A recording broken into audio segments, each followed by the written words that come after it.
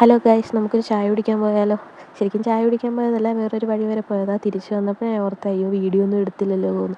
അങ്ങനെ എന്നാൽ ചായ കുടിക്കുന്ന വീഡിയോ എടുക്കാമെന്ന് ഓർത്തെടുത്തത്. അങ്ങനെ ഒരു ചായക്കടയിൽ വന്നു.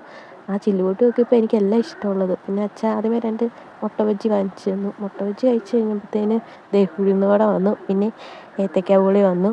അത് കഴിഞ്ഞപ്പോഴത്തേനും ചായയും വന്നു, അച്ചയ്ക്കുള്ള കാപ്പിയും വന്നു. ഞാനും അച്ഛയും അമ്മയും കണ്ണും കൂടിയാണ് കേട്ടോ പോയത്.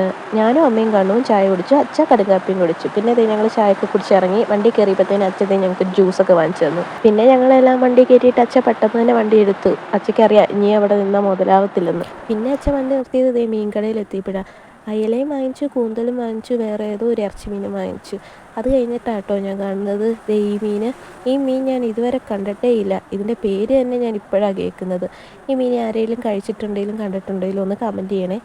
കമൻറ്റ് ചെയ്യത്തില്ലെന്നൊക്കെ എനിക്കറിയാം, എന്നാലും എൻ്റെ ഒരു സന്തോഷത്തിന് ഞാനങ്ങ് പറയുന്നതാണ്. അവിടുന്ന് ഞങ്ങൾ നേരെ തിരിച്ചെത്തിയതിനും മഴ ചെറുതായിട്ട് ചാറുന്നുണ്ടായിരുന്നു. അപ്പം അച്ഛൻ പറഞ്ഞു മഴയ്ക്ക് മുമ്പ് നമുക്ക് വീട്ടിൽ എത്തണം, പെട്ടെന്ന് വണ്ടി കയറിക്കോളാൻ പറഞ്ഞു. പിന്നെ അച്ഛൻ വണ്ടി നിർത്തിയത് കല്ലാറുകുട്ടി ഡാമിൻ്റെ അവിടെ എത്തിയപ്പോഴാണ്. അച്ഛൻ പറഞ്ഞു ഡാം തുറന്നു വിട്ടിട്ടുണ്ട്, കുറച്ച് നേരം കൂടി ഒന്ന് കണ്ടോളാൻ പറഞ്ഞു.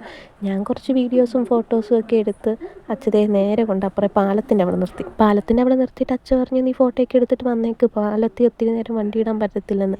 ഇവർ പാലത്തിൻ്റെ തുടക്കത്തിൽ എന്നെ ഇറക്കി വിട്ടിട്ട് അങ്ങ് ദൂരെ കൊണ്ട് വണ്ടി നിർത്തി. പിന്നെ ഞാൻ നടന്ന് അവിടെ വരെ ചെന്നു. പിന്നെ അങ്ങ് പോയപ്പോൾ നല്ല മഴയായിരുന്നു കേട്ടോ. ഏതാ സ്ഥലമെന്നൊന്നും അറിയത്തില്ല. അമ്മയായിരുന്നു സൈഡിൽ ഇരുന്ന്. അമ്മ ഫുള്ള് നനഞ്ഞു, പടുതേ ഇട്ടിട്ടില്ലായിരുന്നു.